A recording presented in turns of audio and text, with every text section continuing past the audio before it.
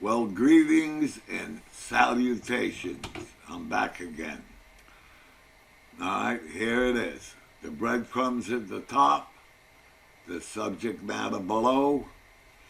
Subject matter, radius, Senadrill versus ball bearing. Got a visual below that. Here's a radius, a Senadrill, double-ended. Got radiuses on both ends. That's the radius I talk about. Versus ball bearing over here on the right is a ball bearing. All right? Now, let's get on with the show here. All right. On April 3, 2023, I posted a video called R-Type Senadrill Advantages. All right?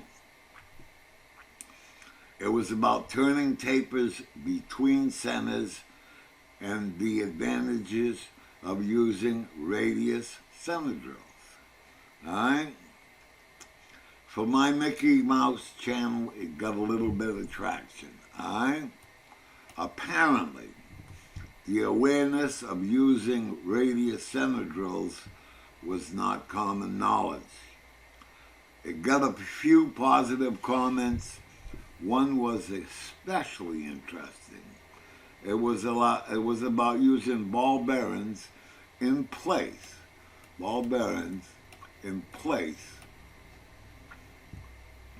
Of radius Senadrills. All right. I replied to the comment stating that ball bearings are a very good option, but there are some major differences. I didn't bother to elaborate. I obviously didn't want to play verbal volleyball on a YouTube comment section. But after comparing both techniques, I decided to post the major differences.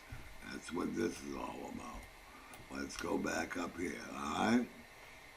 And I'm gonna, let me see, where am I? All right. I spent some serious time here putting this video together. I'm asking for some serious feedback. Obviously, the feedback I want is in the form of comments, all right? If the comment is good and there is no feedback, if the content is good, Jesus Christ, if the content's good and there's no feedback, I'm out. I put too much time into this to run into a blind alley.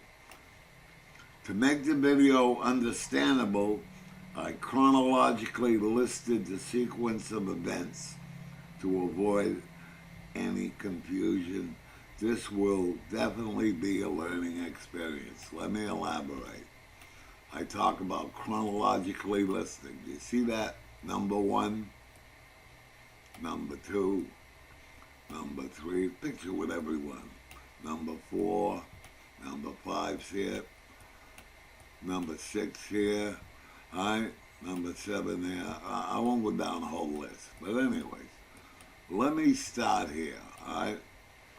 Right now we're not talking about turning tapers, we're just talking about turning straight. This says, typical turning between centers setup, all right? Using a conventional 60-degree Senadrill, all right? Here's what it looks like, conventionally. 60-degree live headstock center, means it rotates. 60-degree ball bearing center, and you do your training. Here's the engagement. You can see it right here. That center matches the Senadrill, perfect, nice and solid, and dead in line. It should turn real nice, all right?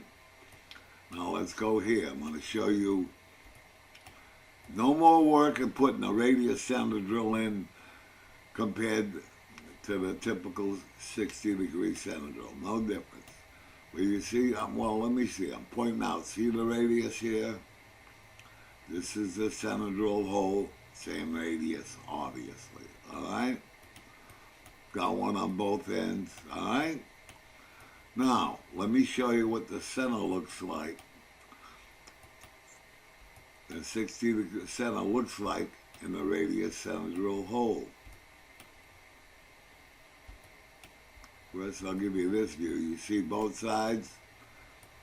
And I'll give it a little closer. You can see this area, it only touches tangent at that point. I love that word, tangent. All right? Anyways, it shows you the engagement. Okay? I'm not going to, okay, I'll show you on this side too. Same bullshit. You see it? All right. That'll also do as good a job as the 60 degree, okay? Now I'm showing the work between center drilling with a regular center drill or radius center drill is exactly the same. There's, you're not gonna, you're just gonna get there quicker. Now let me go over here. This says using ball bearings. Anything down below here is about using ball bearings, all right? So let me go here. Oh, by the way, I put a picture of the laid dog here. See that little thing, which is ridiculous. But it just shows you that there's a laid dog involved. It'll revolve the piece. See this? Revolving headstock. If you don't have one of these, you're going to have to make one, because this is not a 60-degree center. It's the opposite. See here? Same thing on this side. That's not a 60-degree center. That's the opposite. I'm showing a ball there. I'm showing a ball here. You understand? All right, let's go down to the next step. Obviously, if you don't have one of these revolving, this material revolving with a 60-degree center, you're going to have to make one. Let me show you how it looks when it's engaged, okay?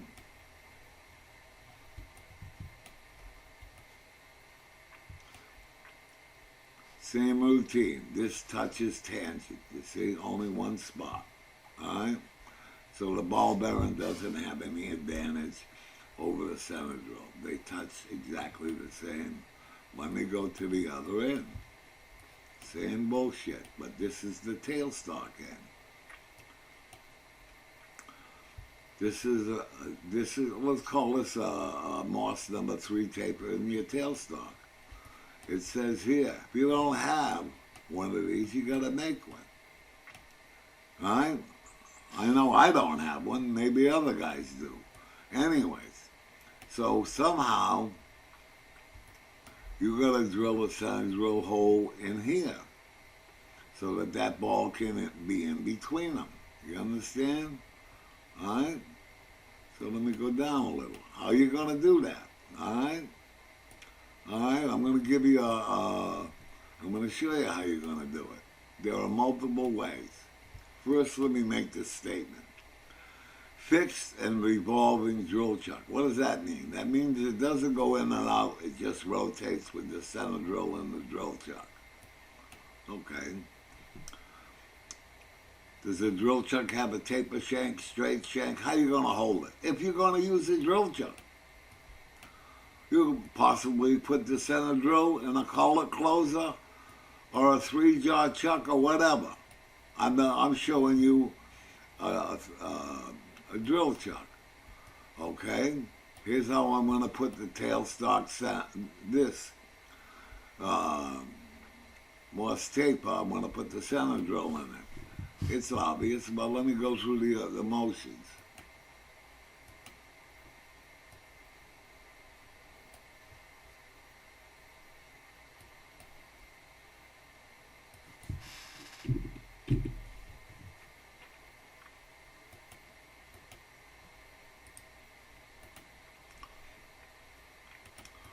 You are obviously going to drag your tailstock up towards the headstock and crank this in and put the center hole in it, put the 60-degree center hole in it, okay? Let me get that sucker back.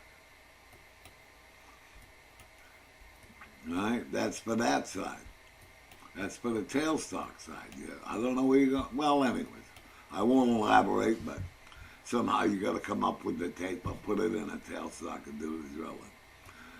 To put this, the center drill, in a headstock, you're going to put a piece of stock in there, in the 3-jaw chuck, or whatever way you want to hold it, right? And it's gonna revolve, right? And you're gonna do basically the same thing.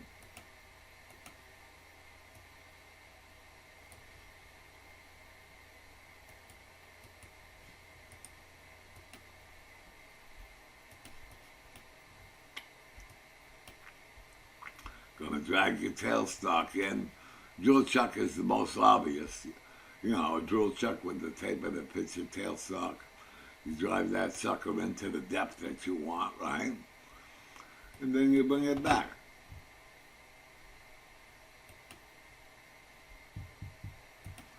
So now you got both ends. You got this end completed.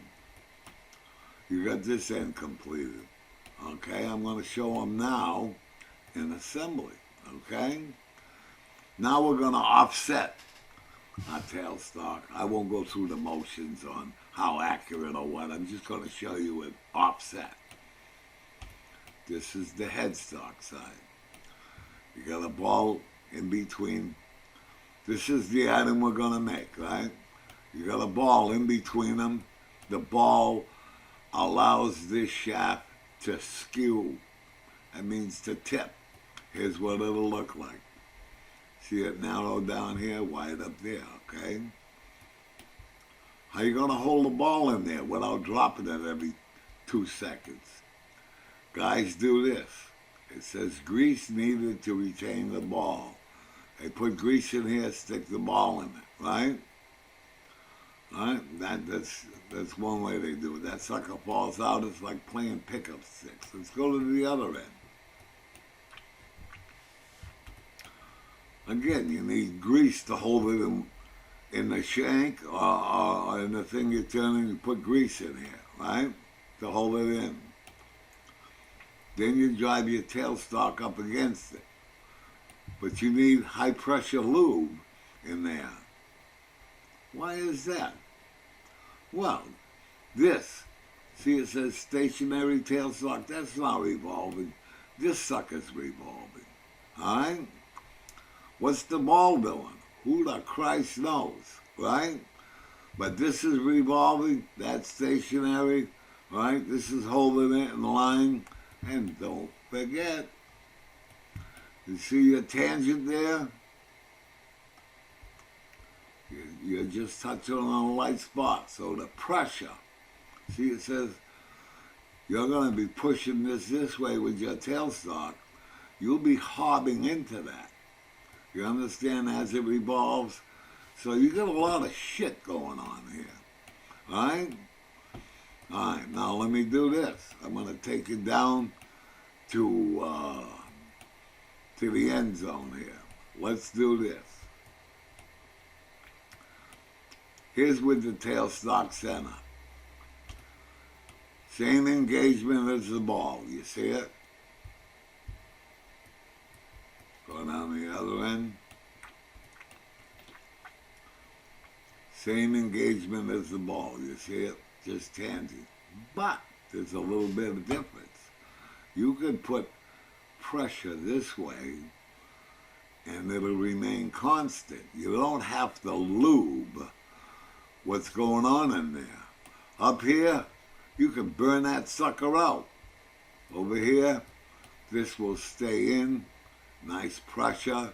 Now you can turn it. All right? Let me turn it for you.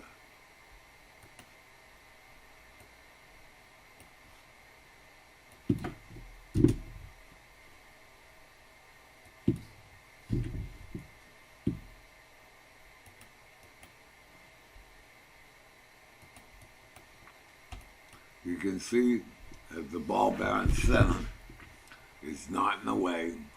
You can see this is a regular high-speed tool bit. All right? I don't use carbide. I don't like carbide. The tip of the carbide has a negative rake.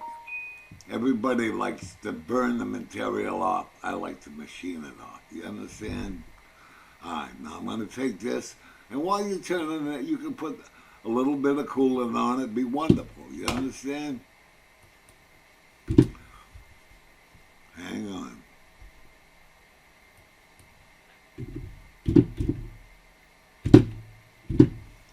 All right, let it rip. Okay, let's assume the center's revolving, the piece is revolving, everything is stable. All right, we're not burning anything up. Okay, start to turn, sucker. See it? Oh, I forgot to mention, you could use when you grind this tool by hand, you hone the radius right on the tip, like I show you.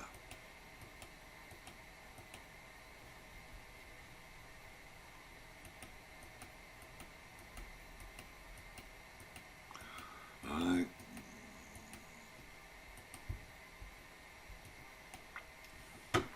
Now, while you're turning this and the pressure's equal, this is going to revolve smoothly, and it's going to give you it's going to, if the piece is not rocking and rolling and vibrating and doing all that silly shit, it's going to be smooth. The cut's going to be smooth. It's going to be reflected in the finish. Are you digging it? All right? So that's all I got. I'm just saying, do you want to use a ball? You got to make this. You want to use a ball? You got to make this. You want to use a ball? You got to get a ball, right? Here's how you make it. I think it's a little more work than just using a radius center drill. All right? All right, so as far as I'm concerned, that should cover it. All I'm saying is, I spent a lot of time on this. I want some feedback. All right? No feedback, I'm hauling ass. All right? Hang on. A little message for you. It says, save the world, pay it forward. Do yourself a favor, do the rest of the world a favor. See down the bottom? Commit a random act of kindness. It doesn't have to be a $1 gazillion thing. How about just a kind word? How about a compliment? A smile? Pay for someone's coffee. It'll just change everybody's attitude. You understand? Nothing wrong with that. And last but not least, thanks for watching. Don't forget, make a comment or I'll have to go down there and kick some ass. See ya.